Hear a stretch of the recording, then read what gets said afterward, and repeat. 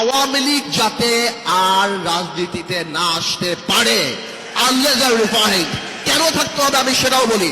আমি জানি এই কথাটা হয়তো অনেকে ডেমোক্রেটিক লাগবে না, কারণ বাংলাদেশের 4 থেকে 5 কোটি মা মনে করে আওয়ামী লীগ আসলে তাদের সন্তানদেরকে মেরে ফেলা হবে।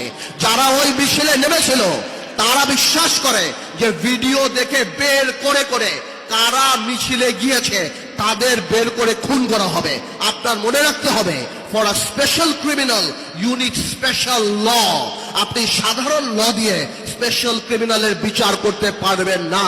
আওয়ামী লীগ তার মেধায় রাজনীতিতে বিশ্বাস করে না, প্রতিশোধে বিশ্বাস করে। খুব শীঘ্রই আওয়ামী লীগের আওয়াজ নরম হয়ে যাবে, বলবে যারা উপলব্ধি করেছে আসেন আমরা একসাথে কাজ করি, এরা জঙ্গি। ভাইয়ের আমার, এই ট্র্যাপে পড়বেন না।